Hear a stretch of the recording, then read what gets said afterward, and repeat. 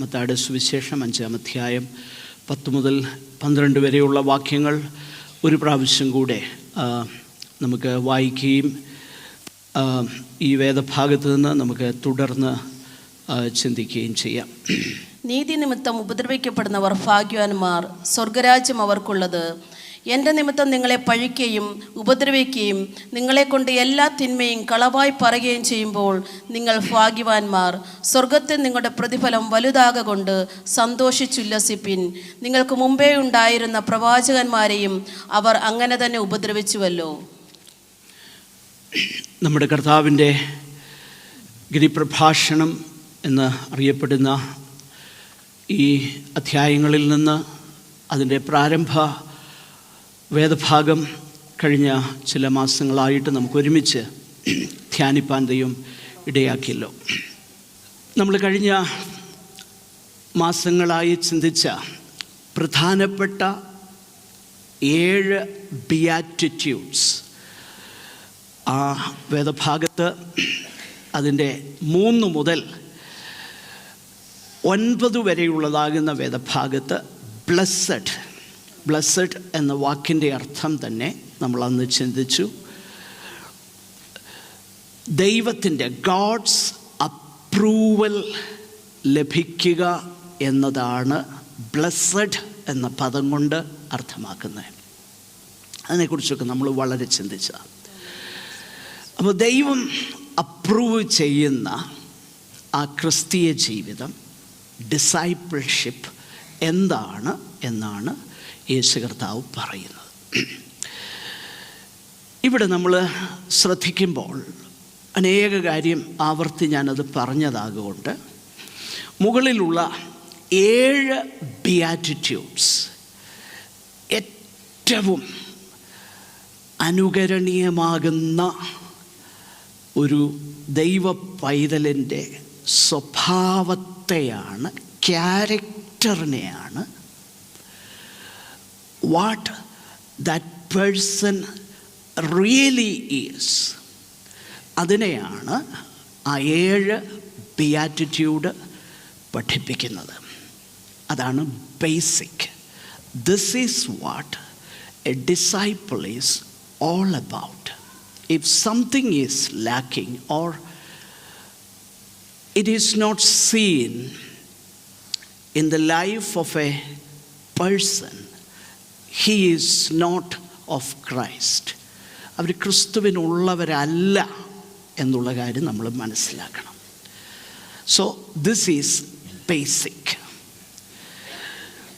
Now ആ 7 beatitude കർത്താവ് പറഞ്ഞിട്ട് ആ 8ാമത്തെ ബിയാറ്റിറ്റ്യൂഡ് എന്ന് പറയുന്നത്, ആ 7 ബിയാറ്റിറ്റ്യൂഡ് ജീവിതത്തിൽ ഏറിയോ കുറഞ്ഞോ പ്രകടിപ്പിക്കുന്നവരോട് ലോകത്തിൻ്റെ മനോഭാവം എന്താണ് എന്നതാണ് യേശു കർത്താവ് ആ 10 മുതൽ 12 വരെയുള്ള വാക്യങ്ങളിൽ പറയുന്നത്. So versus 10 to 12 describe what will be the result of being a disciple. How the world is going to treat you. Not only the world, but even the so-called Christendom, even the so-called Pentecostalism is going to treat you if you truly exhibit these character traits of a true Christian. അതാ യേശു പറയുന്നത്. If you really live the way the Lord described what Christian life is, this will be the end result. So the subject of persecution is not a pleasant topic. In fact, Jesus said, there will come false prophets. And what are they going to speak? Turn with me to Matthew's Gospel, chapter 24, beginning with verse 9. മത്തായിയുടെ സുവിശേഷം 24-ാം അധ്യായം 9 മുതൽ. അന്ന് അവർ നിങ്ങളെ ഉപദ്രവത്തിന് ഏൽപ്പിക്കുകയും കൊല്ലുകയും ചെയ്യും. എന്റെ നാമം നിമിത്തം സകല ജാതികളും നിങ്ങളെ പകയ്ക്കും. എന്റെ നാമം നിമിത്തം സകല ജാതികളും നിങ്ങളെ പകയ്ക്കും. അപ്പൊ യേശു കർത്താവ് പറയുന്നൊരു കാര്യമുണ്ട്. നീതി നിമിത്തം ഉപദ്രവിക്കപ്പെടുക. നീതി നിമിത്തം. എന്നിട്ട് അതിനെ എക്സ്പാൻഡ് ചെയ്തിട്ട് കർത്താവ് പറയുന്നു, എൻ്റെ നിമിത്തം. അപ്പം നീതി നിമിത്തം ഈസ് ഈക്വൽ ടു എൻ്റെ നിമിത്തം. ഓക്കെ? നീതി നിമിത്തം ഉപദ്രവിക്കപ്പെടുക എന്ന് പറഞ്ഞാൽ യേശു പറഞ്ഞു എൻ്റെ നിമിത്തം ഉപദ്രവിക്കപ്പെടുക. എൻ്റെ നിമിത്തവും എനിക്ക് വേണ്ടി എന്ന് പറഞ്ഞാൽ അതിൻ്റെ അർത്ഥം എന്താ? Righteousness is right living. Right living. If you have a right relationship with Jesus, truly if you have a right relationship with Jesus, right relationship will inevitably result in right living. യേശു കർത്താവുമായിട്ട് ശരിയായ ബന്ധമുണ്ടെങ്കിൽ അത് ശരിയായ ഒഴിച്ചുകൂടാനാവാത്ത ജീവിതം കൊണ്ട് തെളിയിക്കപ്പെടും. Okay? അപ്പോൾ righteousness നീതി നിമിത്തം, എൻ്റെ നിമിത്തം. So in other words, the disciple want to be his master. Okay? യേശു പറഞ്ഞു, ഗുരുവിനെ പോലെ ആകുന്നത് ആർക്കും മതി, ശിഷ്യന് മതി. That is the aim. Aim എന്താ? എയിം ഒന്നേ ഉള്ളൂ. നമ്മൾ പറയും സ്വർഗത്തിൽ പോകാന്ന്. ശരിയാ, സ്വർഗത്തിൽ പോകും. പോളിനോട് ചോദിച്ചേ, എന്താ എയിം? പോളെ സ്വർഗത്തിൽ പോകുന്നതാണോ, സ്വർഗത്തിൽ പോകുന്നതാണോ അല്ലയോ എന്നൊന്നും പോൾ പറയുന്നില്ല. That will happen as A result of that. അതതിൻ്റെ പരിണിത ഫലമായി സംഭവിച്ചോളും. അതല്ല ലക്ഷ്യം. ലക്ഷ്യം എന്താ? That I may know him. ഞാൻ അവനെ അറിയണം. പിന്നെ അവൻ്റെ കഷ്ടാനുഭവങ്ങളുടെ കൂട്ടായ്മ എനിക്ക് അനുഭവിക്കണം. In other words, I want to be like Jesus. നോക്കിയേ, ദൈവജനത്തിൻ്റെ ലക്ഷ്യം അത്. എനിക്ക് ക്രിസ്തുവിനെ പോലെ ആകണം. അതാ എൻ്റെ ലക്ഷ്യം. അപ്പം അങ്ങനെ ക്രിസ്തുവിനെ പോലെ ആയാൽ എന്തു സംഭവിക്കും? ജോൺ 15:20. യോഹന്നാൻ 15:20. ദാസൻ യജമാനേക്കാൾ വലിയവനല്ല എന്ന് ഞാൻ നിങ്ങളോട് പറഞ്ഞ വാക്ക് ഓർപ്പീൻ. അവർ എന്നെ ഉപദ്രവിച്ചു എങ്കിൽ നിങ്ങളെയും ഉപദ്രവിക്കും. Look at that. അപ്പോൾ യേശു പറഞ്ഞു, എൻ്റെ നിമിത്തം, നീതി നിമിത്തം. നീതി നിമിത്തം എന്ന് 10-ാം വാക്യത്തിൽ പറഞ്ഞതിൻ്റെ വിശദീകരണമാണ് 11-ാം വാക്യത്തിൽ യേശു പറയുന്നു, എൻ്റെ നിമിത്തം. ഓക്കെ, ഇവിടെ യേശു പറയുകയാണ്, ദാസൻ യജമാനനേക്കാൾ വലിയവനല്ല എന്ന് ഞാൻ നിങ്ങളോട് പറഞ്ഞ വാർത്ത ഓർപ്പീൻ. കർത്താവ് പറയുന്ന കാര്യം, അവർ എന്നെ ഉപദ്രവിച്ചെങ്കിൽ നിങ്ങളെയും ഉപദ്രവിക്കും. എന്നിട്ട് എൻ്റെ വചനം പ്രമാണിച്ചുവെങ്കിൽ നിങ്ങളുടെ വചനവും നിങ്ങളുടേതും പ്രമാണിക്കും. ദാസൻ യജമാനനേക്കാൾ വലിയവനല്ല. ഓക്കെ, നമ്മൾ നേരത്തെ വായിച്ച ആ വേദഭാഗത്തെ കൂടെ നമുക്ക് പെട്ടെന്നൊന്ന് വരാം. 24-ാം അധ്യായം മത്തായിയുടെ സുവിശേഷം, ആ വാക്യങ്ങൾ താഴോട്ട് വായിച്ചു.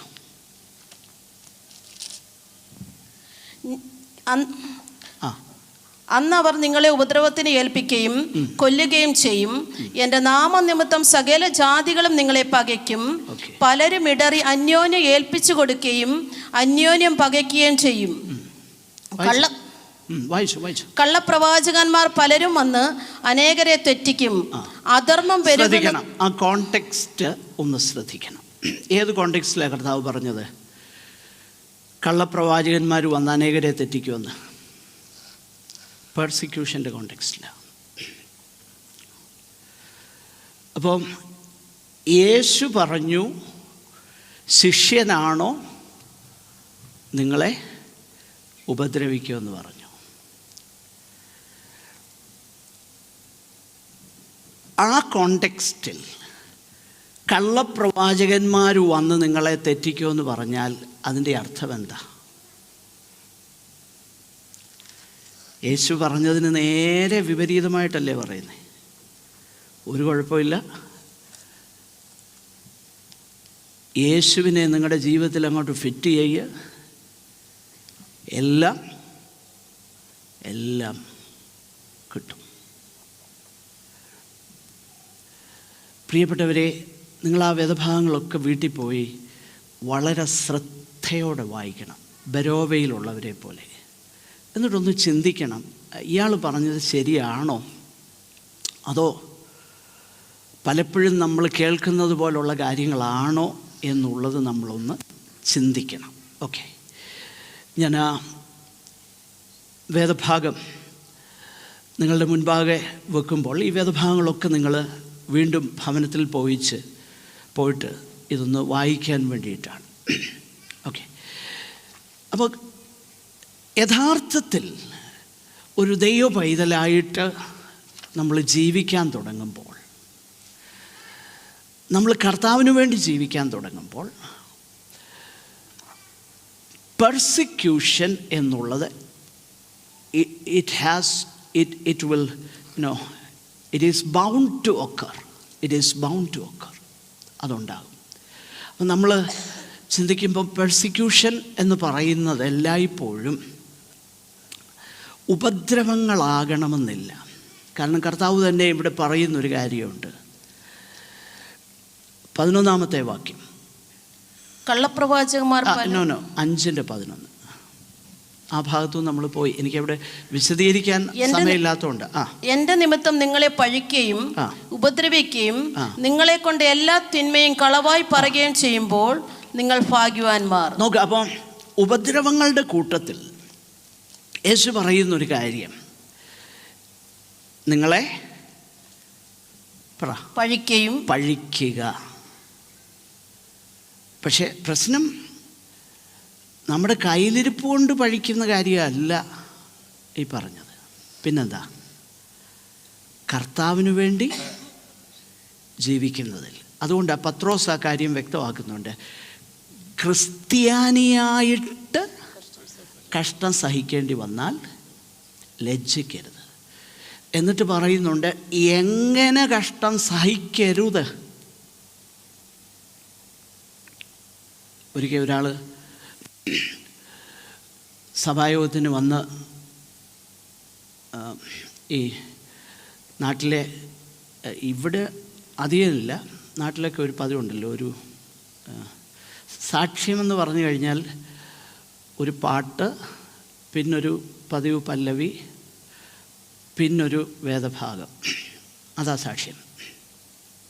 ഓക്കെ, അതെന്തുവാട്ടെ.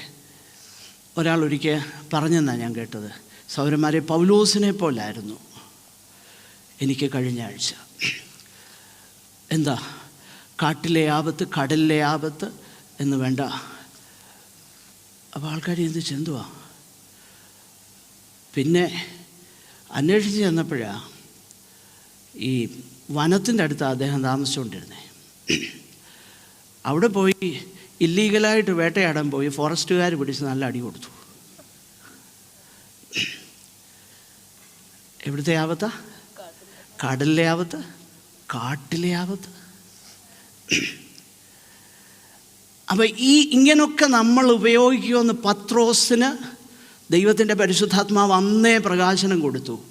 അതുകൊണ്ടാണ് പറഞ്ഞത്. ആ ഭാഗം ഒന്ന് എടുത്തെങ്കിലൊന്ന് വായിച്ചു. പത്രോസിൻ്റെ 1-ാം ലേഖനം അതിൻ്റെ 4-12 മുതലൊന്ന് വായിച്ചേ. ഒരുത്തൻ പ്രസംഗിക്കുന്നുവെങ്കിൽ ദൈവത്തിൻ്റെ അരുളപ്പാട് പ്രസ്താവിക്കുന്നു. ഓക്കെ. പ്രിയമുള്ളവരെ, thank you. Thank you sister. ആ വാക്യം കൂടെ ഒന്ന് പറയാം. 12.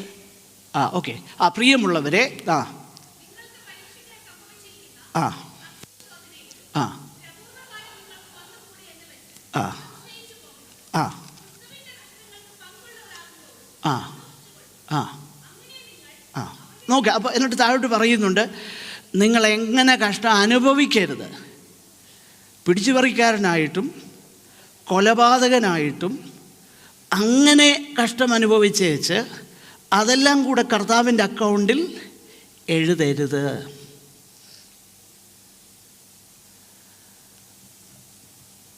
സഭാരാഷ്ട്രീയം കളിച്ചേച്ച് ആരേലും എന്തെങ്കിലും പറഞ്ഞാൽ അത് കർത്താവിൻ്റെ അക്കൗണ്ടിൽ ചേർക്കരുത്.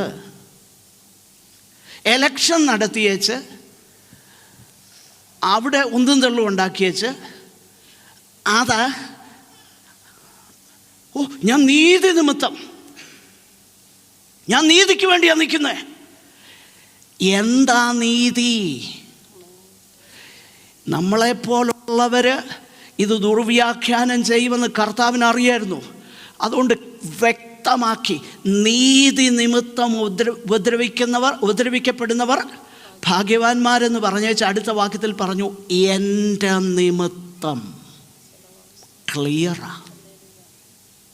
അതുകൊണ്ടാണ് പത്രോസ് പറയുന്നത് ക്രിസ്ത്യാനിയായിട്ട് അപ്പോൾ യേശു കർത്താവ് അവിടെ പറയുന്ന കാര്യങ്ങൾ ശ്രദ്ധിക്കണം. ഉപദ്രവം എന്ന് പറയുമ്പോൾ അത് നോർത്ത് ഇന്ത്യയിൽ ഇപ്പോഴ് സംഭവിക്കുന്ന ആ ഫിസിക്കൽ വയലൻസ് മാത്രമല്ല, പിന്നെ സംവർ everyone has to pay a price. എല്ലാവരും. അപ്പം നമ്മൾ ചിന്തിക്കും, നമ്മളിവിടെ സുവിശേഷത്തിന് സ്വാതന്ത്ര്യമുള്ള ഒരു രാജ്യത്തല്ലേ ജീവിക്കുന്നത്. കഴിഞ്ഞ ദിവസം ഒരു സഹോദരൻ എനിക്ക് അയച്ചു തന്ന വീഡിയോ ക്ലിപ്പിംഗ് ഞാൻ കണ്ടു. സിഡ്നിയിൽ ഒരു മനുഷ്യൻ അവിടെ ഒന്നും ചെയ്യുന്നില്ല, Jesus loves you, Jesus is the Xavier എന്നൊക്കെ പറയുന്ന ഒരു പ്ലാക്കാർഡും പിടിച്ചുകൊണ്ട് നിന്നതിന് പോലീസുകാർ വന്ന് അദ്ദേഹത്തെ ഹരാസ് ചെയ്യുക. പ്രശ്നം എന്താ? അതിലേ പോയ ഒരുത്തൻ പറഞ്ഞു അതെനിക്ക് ഒഫൻസീവാണെന്ന്. നിങ്ങൾ ചിന്തിച്ചു നോക്കിയേ, എന്താ offensive? Jesus is the saviour, he saves you from hell. ആ കാര്യം പിടിച്ചുകൊണ്ട് നിന്നത് വഴിയെ പോയ ഒരുത്തൻ പറഞ്ഞു അതെനിക്ക് ഒഫൻസീവാണെന്ന്.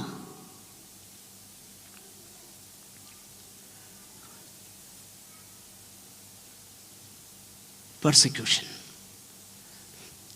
കുറച്ച് വർഷങ്ങൾക്ക് മുമ്പ് സ്വീഡനിൽ നിന്ന് വന്ന കുറച്ച് മിഷണറിമാർ ഞങ്ങളോടൊപ്പം ഒരു ദിവസം അവർ സ്പെൻഡ് ചെയ്യും. ആ സമയത്ത് ബോംബെയിൽ, ആ സമയത്ത് അവരിലൊരാൾ പറഞ്ഞ ഒരു കാര്യം, എന്നോട് പറഞ്ഞ ഒരു കാര്യം, റോമാലേഖനം 1-ാം അധ്യായം 18 മുതലുള്ള വാക്യങ്ങൾ പ്രസംഗിച്ചതിന് ഞങ്ങളുടെ പാസ്റ്റർ ജയിലിലാണെന്ന്. എന്താ ആരോപണം? Right violation. മനസ്സിലായി കാണുമല്ലോ, ഞാൻ പറയേണ്ട കാര്യമില്ല. Right violation. സോ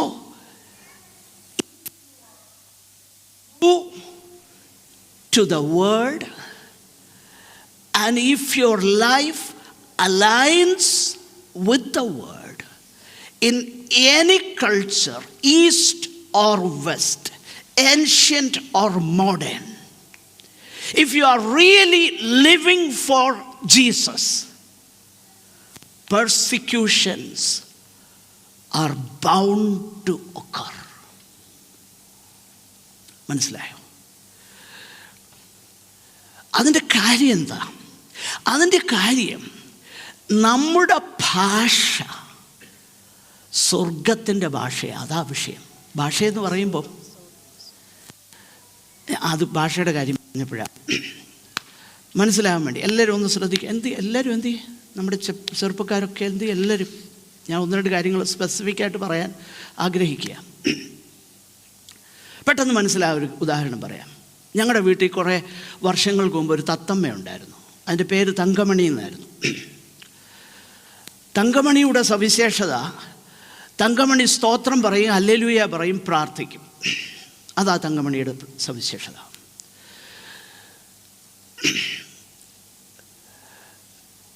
ആ തങ്കമണി പല പ്രാവശ്യം പറന്നുപോയി. പക്ഷേ പറന്നുപോയിട്ട് ഞാനിതുവരെ കേട്ടില്ല അങ്ങനെ ഒരു പാരറ്റ് പോയിട്ട് വരുമെന്ന്. മറ്റു ചില പക്ഷികളൊക്കെ പോയാലും വരുമെന്ന് കേട്ടിട്ടുണ്ട്. പക്ഷേ പാരറ്റ് പോയിട്ട് വരുന്നത് ആദ്യമാണ്. 2-3 പ്രാവശ്യം അത് പറന്നുപോയി, പിന്നെ തിരിച്ചു വന്നു. അപ്പം ഞാനിങ്ങനെ മനസ്സിൽ ചിന്തിച്ചു, അതിൻ്റെ കാര്യമല്ല. അതിൻ്റെ കാര്യം മറ്റൊന്നുമല്ല, തങ്കമണിയെ അവർ കൂട്ടത്തിൽ കൂട്ടുകയില്ല. കാരണം തങ്കമണിയുടെ ഭാഷ വേറെയാ. മനസ്സിലാകുന്നുണ്ട്? ഇപ്പോൾ കാര്യം മനസ്സിലായോ? ഭാഷ വേറെയാ മക്കളെ. I know some of the languages you use, but I cannot tell you now. But that is common in your university, common in your school. But don't go along with the crowd. Be distinct. Be distinct. I cannot use that language. I cannot use that dirty, swearing languages. I'm a child of God. Be different. When you are different, expect persecution. എങ്ങനെയുള്ള പെർസിക്യൂഷനാ? There will be bullying. There will be mocking. There will be ridicule. They will exclude you from the company. But are you willing to pay the price? മനസ്സിലാവുന്നുണ്ടോ മക്കളെ? And there are many other things. Come to me in an exclusive meeting and I will talk that. Young men and women,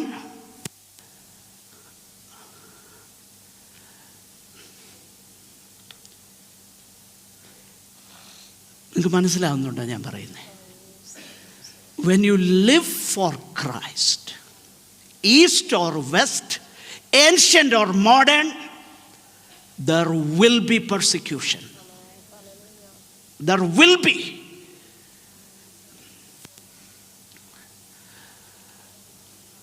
വീട്ടിലുണ്ടാകുമോ persecution? യേശു പറഞ്ഞുണ്ടാകുമെന്ന്. യേശു എന്താ പറഞ്ഞേ?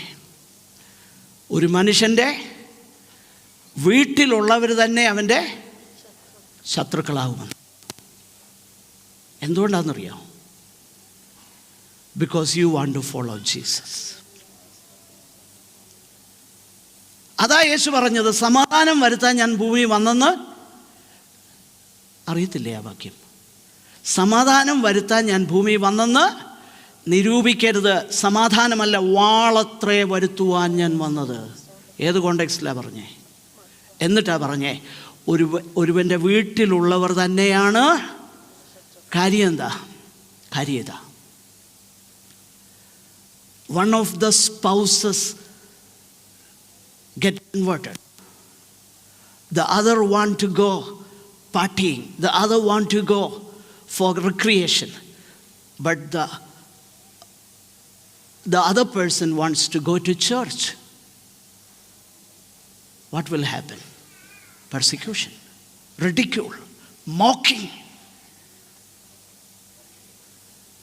പ്രിയപ്പെട്ടവരെ, എന്നെപ്പോലുള്ളവർക്ക് അത് മനസ്സിലാകത്തില്ല. കാരണം സൺഡേ സ്കൂൾ പോകാൻ വേണ്ടി ഇൻസെൻറ്റീവ് കിട്ടിയ ആളാണ് ഞാൻ.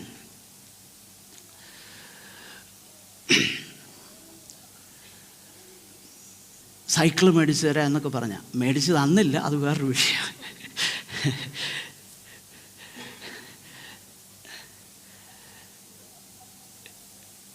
പ്രിയപ്പെട്ടവരെ, ഞാൻ പറഞ്ഞതിൻ്റെ താല്പര്യം മനസ്സിലാക്കണം. സംവർ എപ്പോഴെങ്കിലും അത് സംഭവിക്കും. വേദപുസ്തകത്തിൽ അങ്ങനെ ആണെന്നേ. യേശു കർത്താവ് അവിടെ പറയുന്ന ഒരു കാര്യം നിങ്ങൾ ശ്രദ്ധിച്ചോ? അതായത്, നിങ്ങൾക്ക് മുൻപേ ഉണ്ടായിരുന്ന പ്രവാചകന്മാരെയും അവർ അങ്ങനെ തന്നെ ഉപദ്രവിച്ചുവല്ലോ. ആ വാക്യം കൂടെ പറഞ്ഞ് ഞാൻ അവസാനിപ്പിക്കാം. അതിനു മുമ്പ് ഒരു കാര്യം കൂടെ, 2 തിമോത്തിയോസ് 3:12 ഒന്ന് വായിച്ചേ. 2 Timothy 3:12.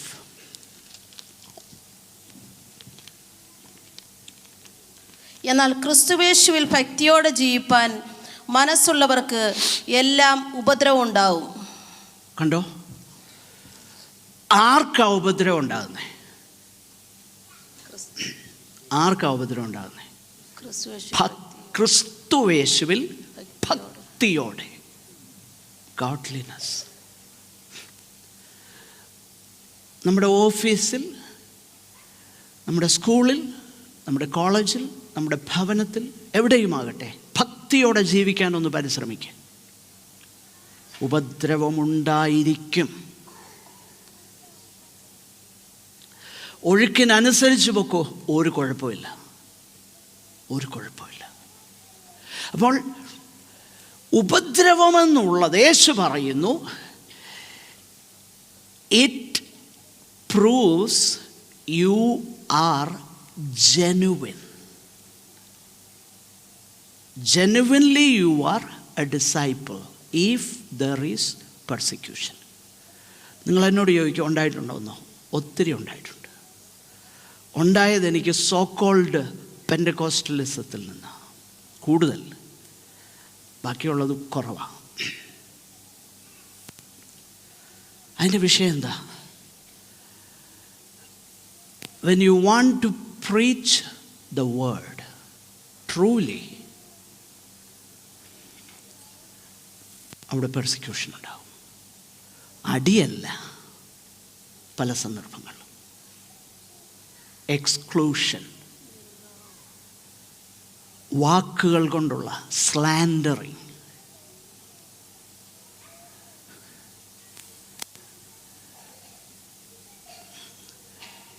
എന്നെ വിളിക്കുന്നൊരു പേര് മറുപേര, നിങ്ങൾ വേണേൽ പിന്നെ വിളിച്ചോ, കുഴപ്പമില്ല. മൊട്ടത്തലയനായ ബ്രദറുകാരൻ. ആ ബ്രദറുകാരുടെ കൂടുതൽ കാര്യങ്ങളോട് എനിക്ക് ഭയങ്കര ഇഷ്ടക്കേടുള്ള ആളാണ്. ഒരു കാരണവശാലും എനിക്ക് യോജിക്കാൻ പറ്റാത്ത പല കാര്യങ്ങളായിട്ടുണ്ട്. എന്നെ വിളിക്കുക, അതിനകത്ത് ആ എലമെൻ്റ് ഒന്ന് നോക്കി, ബോഡി ഷെയ്മിങ്ങും പേഴ്സണൽ എലമെൻറ്റും കൂടെ ചേർന്ന്. അപ്പോൾ ആ വിദ്വേഷം നോക്കി.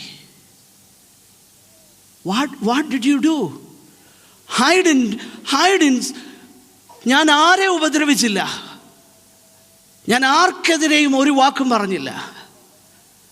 ഞാൻ പറഞ്ഞത് ഇന്നിവിടെ ഇപ്പോൾ ഒക്കെ ഞാൻ പറയുന്നില്ലേ, വചനം അതുപോലെ തന്നെ 10 വർഷങ്ങൾക്ക് മുമ്പുള്ളതൊക്കെ യൂട്യൂബിൽ കിടപ്പുണ്ട്. നിങ്ങൾ പരിശോധിച്ച് നോക്ക്. ഞാൻ ആരെയും പള്ളു പറഞ്ഞു എന്ന് ആരെയും പറഞ്ഞില്ല. There will be persecution. There will be persecution. അപ്പോൾ when you are persecuted, that proves you are genuine. That is one of the tests of being a disciple. ഒരു വേദപുസ്തകത്തിൽ നിന്നൊരു ഉദാഹരണം പറഞ്ഞ് ഞാൻ ക്ലോസ് ചെയ്യാം.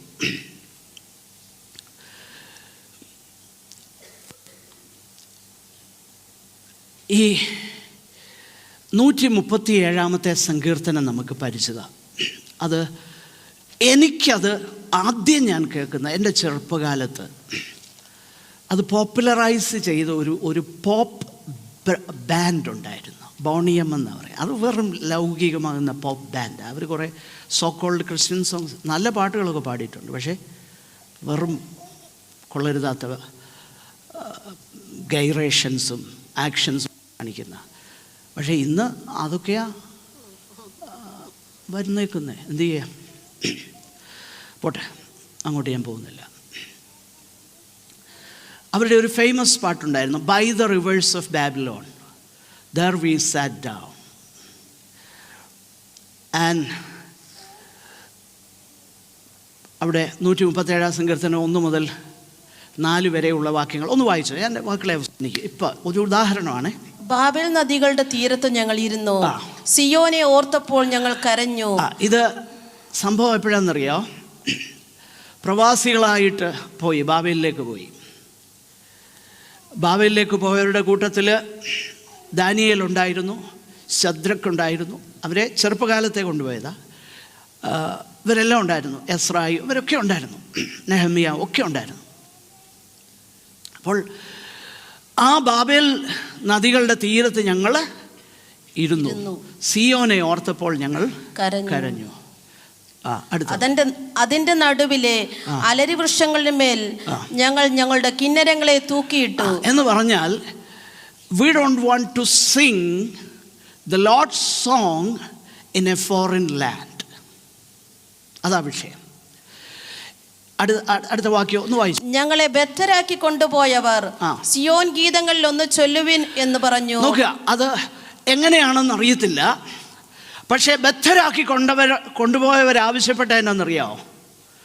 സിയോൻ ഗീതങ്ങളിൽ ഒന്ന് ചൊല്ലുവിൻ. സത്യത്തിൽ പ്രിയപ്പെട്ടവരെ, ലോകം ദൈവമക്കളെ പെർസിക്യൂട്ട് ചെയ്യുമെങ്കിലും what the world really want is the songs of Zion. What they really need, not want, what they really need. ലോകത്തിന് ആവശ്യം എന്താണെന്നറിയാമോ? അവരാഗ്രഹിക്കുന്നതല്ല, അവർക്ക് ആവശ്യമായിരിക്കുന്നത് സിയോൻ ഗീതങ്ങളാണ്. പക്ഷേ സംഭവം ഇവരെ കണ്ടപ്പോൾ അവർ ചോദിച്ചു, സിയോൻ ഗീതങ്ങൾ ഒന്ന് ചൊല്ലുവിനെന്ന് പറഞ്ഞു. അപ്പോൾ അവരുടെ റെസ്പോൺസ് 4-ാം വാക്യം, ഞങ്ങൾ യഹോവയുടെ ഗീതം അന്യദേശത്ത് പാടുന്നത് എങ്ങനെ? ഇതായിരുന്നു അവരുടെ പ്രശ്നം. ഞങ്ങൾ എങ്ങനെയാണ്, how can we speak the language of scion in Babylon? How can we sing the song of Zion in Babylon? എങ്ങനെയാ പാടുന്നത്?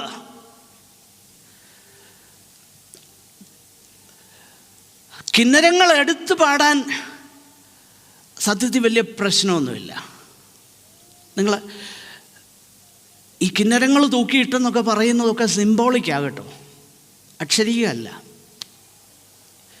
ആ സംഭവം അവിടെ വെച്ചേക്കുന്ന ആ അർത്ഥത്തിലല്ല.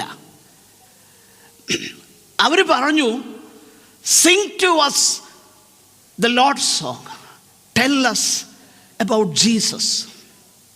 നിങ്ങൾ ചോദിക്കും, ജീസസിനെ കുറിച്ചാ? ആന്നേ. എന്തുകൊണ്ടാണ് ഞാനത് പറയുന്നത്? കാരണമുണ്ട്. എന്നാൽ വേറെ ചിലരുണ്ടായിരുന്നു അവരുടെ കൂട്ടത്തിൽ. ഒരാളുടെ പേര് ദാനിയേൽ എന്നാണ്. മറ്റു 3 പേരുടെ പേര് ശദ്രക്, മേശക്, അബേദ്നെഗോ. അത് മാറ്റിയിട്ട പേരാണ്. ഓക്കെ. അവിടെ അന്യദേശത്ത് യഹോവയുടെ ഗീതം എങ്ങനെയാ പാടുന്നതെന്ന് അവർ ജീവിതം കൊണ്ട് തെളിയിച്ചു. എങ്ങനെ തെളിയിച്ചു? ഐഡലിന് ഓഫർ ചെയ്തത് ഞങ്ങൾ കഴിക്കുകയില്ല, യഹോവയുടെ പ്രമാണത്തിൽ പറഞ്ഞതിന് വിരുദ്ധമായിട്ടുള്ളത് ഞങ്ങൾക്ക് വേണ്ട. പെർസിക്യൂഷൻ ഉണ്ടായോ? ഉണ്ടായി. മനസ്സിലാവുന്നുണ്ടോ? എവിടെ വരെ? നമ്മൾ ദാനിയേൽ എന്നൊക്കെ പറയുമ്പോൾ എബ്രായ ലേഖനത്തിൽ പറഞ്ഞിരിക്കുന്ന ആ കാര്യം പെട്ടെന്ന് മനസ്സിലേക്ക് വരും. ദാനിയേൽ എന്ന് പറഞ്ഞാൽ ഉടനെ സിംഹങ്ങളുടെ വായ അടച്ചു, തീയുടെ ബലം കെടുത്തു. പക്ഷേ അത് ഓവർനൈറ്റ് സംഭവിച്ചൊരു കാര്യമാണോ? വലിയ ഹീറോയിസം, ഹീറോയിക് ആക്ഷൻ, ഹീറോ. പക്ഷേ ഓവർനൈറ്റ് സംഭവിച്ചതല്ല. Day in and day out they lived for Christ and for the sake of Christ. അല്ലേ? Day in and day out, നിത്യജീവിതത്തിൽ അവരുടെ ദാനിയേൽ ആ സെക്കുലർ വേൾഡിൽ, ആ ജോലി സ്ഥലത്ത് ക്രിസ്തുവിനു വേണ്ടിയും ക്രിസ്തു നിമിത്തവും ജീവിച്ചു. പെർസിക്യൂഷൻ ഉണ്ടായോ? ഉണ്ടായി. Can anyone live in a secular world for Christ? Yes, if you are truly a disciple. നമ്മൾ അതിനൊരുക്കാം. പ്രിയപ്പെട്ടവരെ, ഞാൻ എൻ്റെ വാക്കുകളെ അവസാനിപ്പിക്കുക. നമ്മളതിനെക്കുറിച്ച് ചിന്തിക്കുക. Somewhere, if you don't want to pay the price, you are not genuine. You are not genuine. കാരണം ഗിരിപ്രഭാഷണത്തിൻ്റെ അവസാനം കുറേ പേര് പറഞ്ഞു, Lord Lord Lord. Their profession is right. കർത്താവേ. അപ്പോൾ കർത്താവ് പറഞ്ഞ ഒരു കാര്യമുണ്ട്, എന്നോട് കർത്താവേ കർത്താവേ എന്ന് പറയുന്ന ഏവനുമല്ല, പിന്നെ സ്വർഗസ്ഥനായ എൻ്റെ പിതാവിൻ്റെ ഇഷ്ടം ചെയ്യുന്നവൻ. അപ്പോൾ നീതി നിമിത്തം അനുഗ്രഹിക്കപ്പെടുന്നവർ, ഉപദ്രവിക്കപ്പെടുന്നവരുടെ റിവാർഡ് എന്നാണെന്നറിയാമോ? സ്വർഗരാജ്യം. കാരണം സ്വർഗരാജ്യത്തിൻ്റെ നീതി ഡിമാൻഡ് ചെയ്യുന്നത് ഒരു ഹൈ റൈച്ചസ്നെസ്സാണ്. അത് നമുക്ക് ഫുൾഫിൽ ചെയ്യാൻ പറ്റുകയില്ല. പക്ഷെങ്കിൽ ആ പാതയിലാണ് നമ്മൾ. ആ നീതിക്ക് വേണ്ടി നമ്മൾ വിശന്ന് ദാഹിക്കുന്നവരാണ്. ആ നീതി പരീശൻ്റെയും ശാസ്ത്രിയുടെയും നീതിയെ കവിയുന്നതാണ് ആ നീതി. കാരണം it is A heart righteousness. ആ നീതി ഉണ്ടെങ്കിലേ സ്വർഗരാജ്യത്തിൽ പോകത്തുള്ളൂ. അതുകൊണ്ടാണ് ഒന്നാമത്തെ ബിയാറ്റിറ്റ്യൂഡ്, ആത്മാവിൽ ദരിദ്രരായവർ ഭാഗ്യവാന്മാർ. അതിൻ്റെ കൺക്ലൂഡിങ് പാർട്ട് എന്താ? നീതി നിമിത്തം ഉപദ്രവിക്കപ്പെടുന്നവർ ഭാഗ്യവാന്മാർ, സ്വർഗരാജ്യം അവർക്കുള്ളത്. It has come the full circle. So this is a unit. ഒരു യൂണിറ്റായത്. This is the whole council of God.